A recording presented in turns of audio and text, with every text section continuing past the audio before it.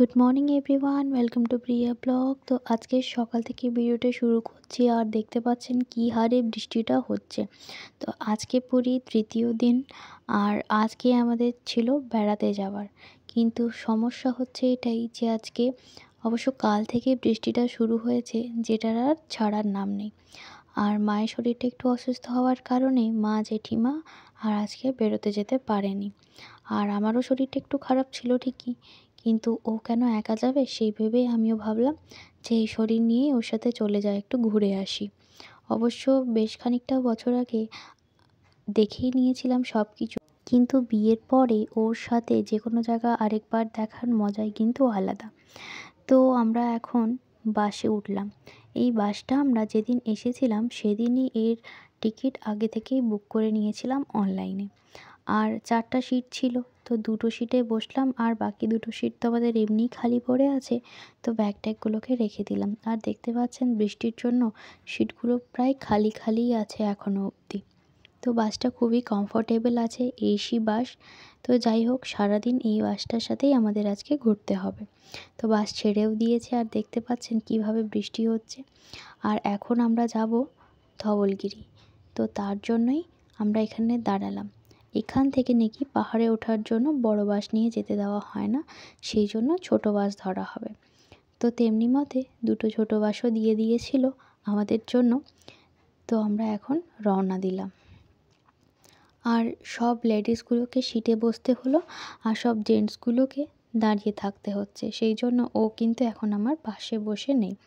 তো যাই হোক, আমরা পৌঁছেও গেছি ধবলগিরি এখন। তো এখনও বৃষ্টি ছাড়ার নামগন্ধ নেই। আর আমাদের কাছে অলরেডি 2টো ছাতা যেহেতু ছিল, সেই জন্য একটা সুবিধাই হচ্ছে যদিও। তো প্রথমে জুতো খুলে এখন আমাদেরকে উঠতে হবে ওপরে। আর যেহেতু মার্বেলের ফ্লোরটা, তো একটু স্লিপারি আছে। তো চারপাশটা সেরকমভাবে ভালো কিছু দেখতেই পাওয়া যাচ্ছে না। যদিও ফটোগুলো ঠিকঠাকই এসেছে, কিন্তু আশপাশের সিনটাও কিন্তু খুবই সুন্দর থাকে। কিন্তু এই কুয়াশার কারণে সেরকম স্পষ্ট বোঝা যাচ্ছে না। তো আগে যখন এসেছিলাম এতটাই চড়া রোদ ছিল যে ফটোও সুন্দর এসছিল, আর সিনগুলোও বেশ সুন্দর আমরা দেখতে পাচ্ছিলাম। তো যাই হোক, এটা একটা নতুন রকমের এক্সপিরিয়েন্স। তো আমাদের চারপাশটা ঘোরা হয়েও গেছে, এরপর আমাদেরকে নামার পালা। আর এই দেখতে পেয়েছেন, ভালোবেসে একটা গোলাপ কিনে দিয়েছে আমাকে। অবশ্য যেটা এসছি এখন আমরা, সেটা হচ্ছে খণ্ডগিরি আর উদয়গিরি। তো আমরা খণ্ডগিরিতে উঠবো না, উদয়গিরিটাই দেখব। আর এখান থেকেই খণ্ডগিরিটা দেখা যাচ্ছে। খণ্ডগিরি সেম এমনি গুহার মতনই, কিন্তু এর থেকে একটু ছোট। আর উদয়গিরির ওপর থেকে পুরো শহরটাকে খুব সুন্দর করে দেখা যাচ্ছে। আর প্রত্যেকটা আলাদা আলাদা গুহা আছে, গুহার সাথে সাথে তার নামগুলোও দেওয়া আছে। হাতি গুহা, বাঘ গুহা, সাপ গুহা। তো যাই হোক, এরপরে আমরা চলে এসেছি ভুবনেশ্বরের নন্দনকাননে। তো বহু বছর পরে এলাম নন্দনকানন, আর যেহেতু বৃষ্টি হচ্ছে, তো সেখানে ছাতাও কিন্তু ভাড়ায় পাওয়া যাচ্ছে। যারা ছাতা আনেননি তারা কিন্তু এখান থেকে ছাতা ভাড়ায় নিয়ে আজকে নন্দনকানন ভিজিট করছে। যদিও ছাতার খুব একটা প্রয়োজন নেই, লম্বা করে যে টোটো টাইপের গাড়িগুলো আছে সেগুলো করেই কিন্তু আমাদেরকে ঘোরানো হচ্ছে। তো যাই হোক, এখন আমাদেরকে সেই টোটোর জন্যই ওয়েট করতে হচ্ছে। আর দেখতে পাচ্ছেন কি মুষলধারে বৃষ্টিগুলো হচ্ছে। তো সারাদিন বোধহয় বৃষ্টিটা নিয়ে নেবে আজকে। তো আমাদের টোটো চলে এসেছে, এরপর আমরা আমাদের সিট পেয়ে বসে পড়েছি। তো আমরা ইচ্ছে করেই পেছনের সিটে বসলাম, যাতে ভালো করে দেখা যায় আশপাশটা। তো টোটো ছেড়ে দিয়েছে এখন, আর দেখতেই পাচ্ছেন এখানে চলে এলাম আমরা বনমানুষ দেখতে। আর ভ্যারাইটি ক্যাটাগরিজের বনমানুষ আছে এখানে। এরপরে দেখার পরে চলে এসেছি আমরা বাস ধরতে। ওই বাস নয় যে বাসে এসছি, এটা হচ্ছে লাইভ বাঘ দেখার একটা বাস, যেখানে কিনা সরাসরি বাঘ সিংহকে একদম চোখের সামনে থেকে দেখা যাবে। তো কপাল এতটাই খারাপ ছিল, অনেকগুলো হরিণ দেখলাম ঠিকই, কিন্তু বাঘ আর এইভাবে দেখতে পারিনি। তবে জানেন তো, একটা সিংহ দেখলাম, কিন্তু আর সেটা নিতে পারিনি, কারণ সিংহর খালি পুচ্ছি দেখা যাচ্ছিল। আর সামনে কিন্তু একটা ময়ূরও ছিল। এই দেখুন, এরপরে দেখতে পেয়েছি একটা বাঘ, সেটা কিন্তু গাড়িটায় বসে নয়, এটা আলাদা খাঁচাতেই ছিল বাঘটা। তো এখানে দুটো বাঘ ছিল, একটা সাদা বাঘ একটা কালো বাঘ। তো এরপরে আমরা লাঞ্চ টাঞ্চ কমপ্লিট করলাম। আর দেখতে পাচ্ছেন গার্ডেনটা কি সুন্দর। তো অনেকটা পরিষ্কার পরিচ্ছন্ন করে রেখেছে, কিন্তু বৃষ্টির জন্য সেটা আর বোঝা যাচ্ছে না। এরপরে এলাম আমরা এখান থেকে কিছু একটা কিনবো বলে, কিন্তু জিনিসপত্রের এতটাই দাম। তবে কেউই অবশ্য নিতে আসেনি, বৃষ্টির কারণে আর এদিক ওদিক হবে না বলে। তো আমরা তবুও এসে দেখলাম। তো এখান থেকে একটা ছোট্ট জিনিস নিয়ে আমরা আজকে বাড়ি যাব। তো এরপরে নেক্সট এখানে এলাম, সেটা তো আপনারা দেখে বুঝতেই পারছেন, সূর্য মন্দির, যেটা কিনা খুবই সুন্দর দেখাচ্ছে দূর থেকে। ক্যামেরায় হয়তো সেইভাবে আমি বন্দি করতে পারছি না এই দৃশ্যটা, কিন্তু খালি চোখে সত্যি খুবই সুন্দর। তো আস্তে আস্তে উপরে উঠলাম, যেহেতু বৃষ্টির দিনে পাথরগুলোতে স্লিপারি হয়ে গেছে। তো যাই হোক, এখানে বেশ কয়েকটা ফটো তুলে এরপরে আমাদেরকে বেরোতে হবে। যদিও এখন সন্ধ্যা মুহূর্ত, কিন্তু মন আর চাইছে না এখান থেকে ছেড়ে যেতে।